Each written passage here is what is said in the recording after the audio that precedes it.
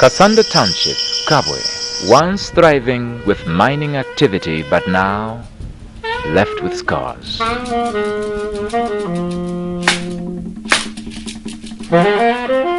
A closed mine, a non-functional smelter, and the biggest scar of them, devastating concentrations of lead in the soil. This pollution of the area has left many members of this community with lead poisoning. Our children, they are infected with the lead thing. So I'm concerned, I'm really concerned. I don't know how we can come out of this thing, but we are here, but what can we do?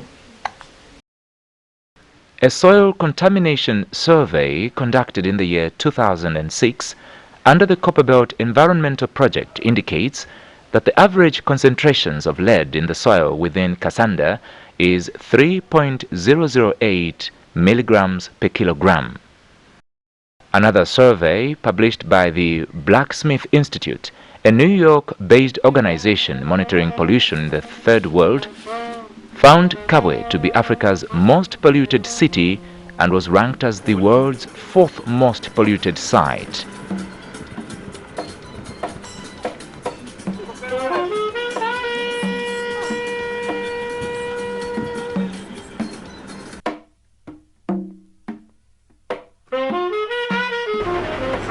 Kabwe's lead mine was run without pollution controls by the government-owned Zambia Consolidated Copper Mine, ZCCM, before it officially closed in the year 1994.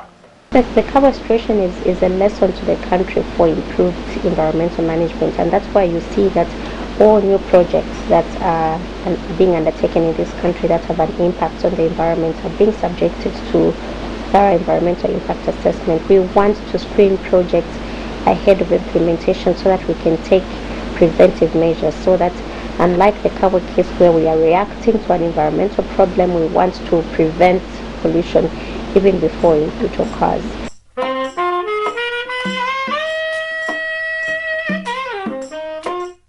The past and historical impact from lead emissions from the old site has caused almost the entire population in Kasanda Township to suffer from lead poisoning. Children are mostly affected as they usually play barefooted in the dusty soils that is contaminated with lead.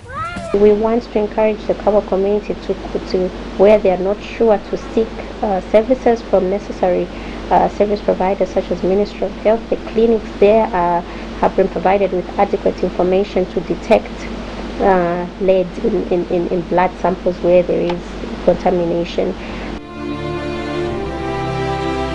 About 32.8% of children were diagnosed with lead poisoning in Kasanda Township during the 2006 environmental survey. I noticed it at about 4 years.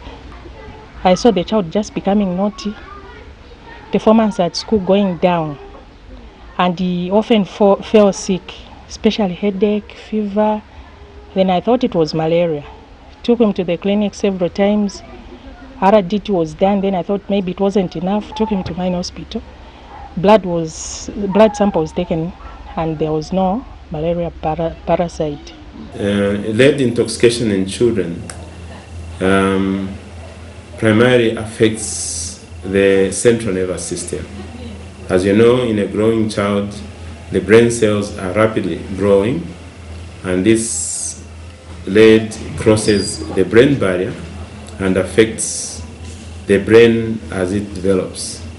So a child that has been exposed to lead and suffered various levels of lead intoxication will have developmental milestone problems. They will have learning problems. They will have retarded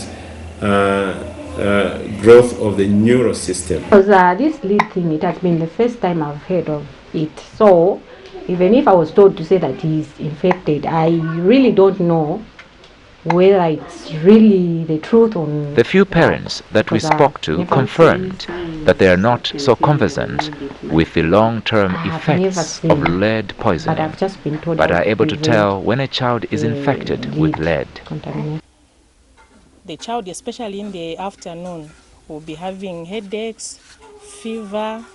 The child also becomes naughty. We administer medical preparations that goes into the blood and bind with the lead as an element, and as such remove the free-floating lead that is able to cause all these symptoms. Joyce Musonda says her grandson, who is now 6 years old, was diagnosed with lead poisoning when he was only 3 years old. Her grandson was at school during the time we visited the family. Joyce now suspects her other 2-year-old grandchild may have lead poisoning as well.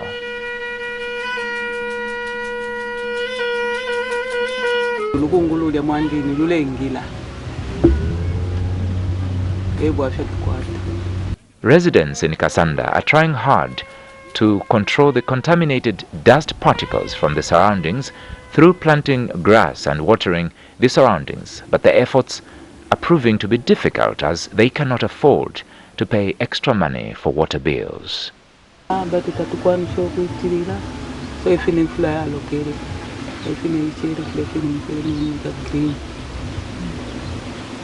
Problem is takulya amezi nawo ulipira amezi ifino kulipira amezi nomba tetukwanisa okukwitirira mulubanza amezi yakulipira.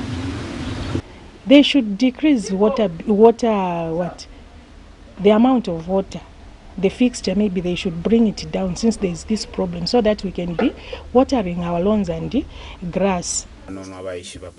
Parents that have children that are infected with lead also face challenges in providing the required diet for the disease. The thing they tell us to say that if they are infected, we should go and get soya milk.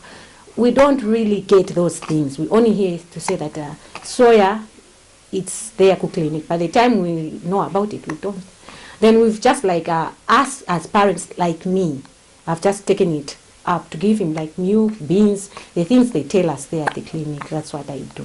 Is it not costly for you? It is, but what can we do for the sake of survival of a child and not him being infected with the lead thing? Where are you? I came here in 1998. Most of the people in this community have bought the houses that they are occupying.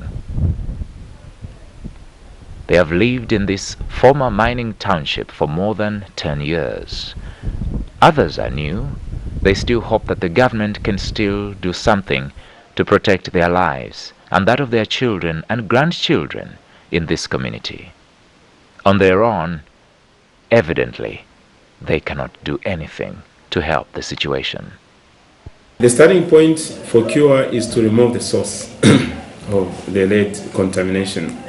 If it's in a heavy industrial area, it might require government to pass a registration to either discontinue such activities that are posing such a threat to the community, or to remove or evacuate such individuals that are identified to have high levels of lead in their blood to areas where lead poisoning in the atmosphere is not there. There's a project that is being proposed in Kabwe to recycle lead and copper materials around that area. We have ensured that a thorough assessment is being done, including consultations with the Ministry of Health before any development could occur. In line with that, one of the key things then that should happen is improved environmental management.